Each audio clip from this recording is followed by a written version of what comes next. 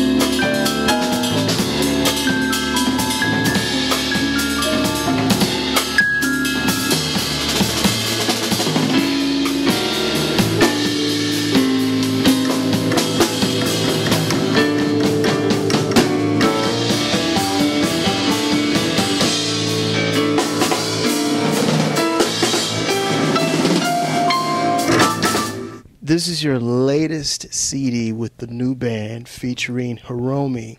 Now, you did the stand-up acoustic bass album with Hiromi, and now you brought her back for the new band.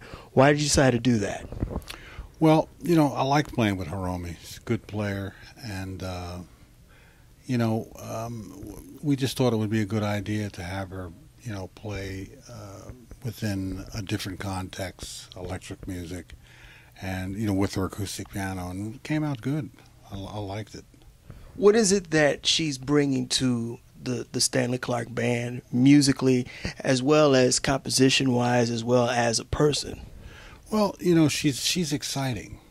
She's like, she brings along the excitement of youth. She's a very accomplished musician. I think that's probably more important to me than even all the excitement. She really has a tremendous grasp on piano playing. She really, studied hard, and she has a tremendous technique on the acoustic piano. She has a great knowledge of the language, jazz language, as well as other languages in music that she's presented with. And she's a great person, little short, but no, but she's a good person, very, and it comes out in her music, very fiery, but at the same time she can be very subtle, and she enjoys her creativity, which is always nice when you see someone that really enjoys what they're doing. Musically, you have gone to new heights with this new band. Tell me about the new band, and how long have you put this band together? How long have you been together? Well, Ronald Bruner and Ruslan Sirota have been with me for probably 5 or 6 years. I think, well, see, I met Ronald when he was 15. He was a youngster. He still is a youngster. And he's a tremendous drummer. And I've watched him grow, and the same thing with Ruslan, too, as well. I mean, it's nice, to be with musicians and watch them grow up, It's nice. So I'm encouraging them to go off and start their own bands, so Ronald is almost done with his record, and Ruslan is almost done with his record. I'm producing Ruslan's record. Ronald is producing his own record, and, so people should start hearing about that.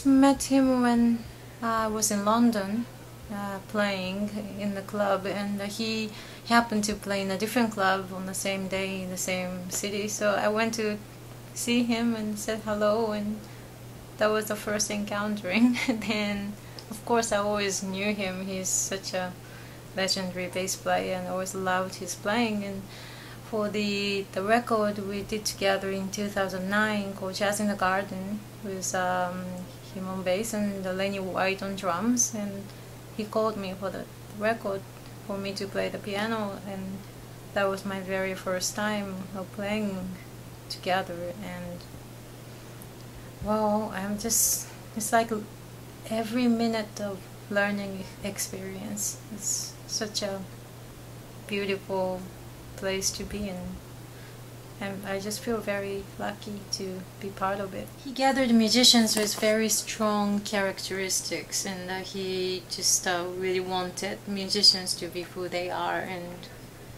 just see what kind of chemistry that these musicians will get, and I think it turned out great.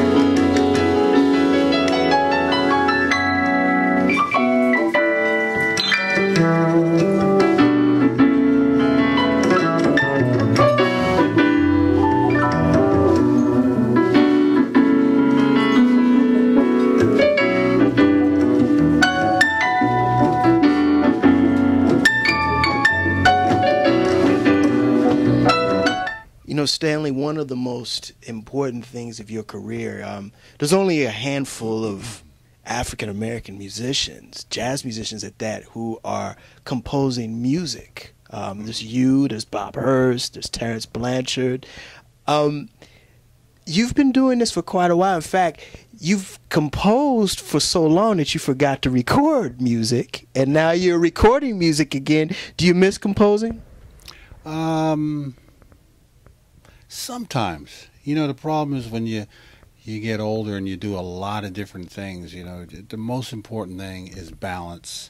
You know, you have to balance everything out so you don't suffer from missing anything, you know. But there are times, you know, I remember there was some years where I was doing 3 and 4 different film projects a year, television projects. And I mean, you know, when you're in that genre, when you're in that particular world of music, I mean, you're composing every day, you know, every single day. Even when you sleep, you're composing, you know. So it's a great thing for that part of the mind. And then sometimes that becomes a pain, and you want to get away and enjoy being on a stage and just playing, you know. So, but, you know, every now and then I miss it, you know. I mean, I don't miss doing 4 films a year. I mean, although it's very lucrative, but I don't miss it really, you know. That's a lot of work. I think that's too much, you know. For someone like me, I have to so I think I have a balance there now.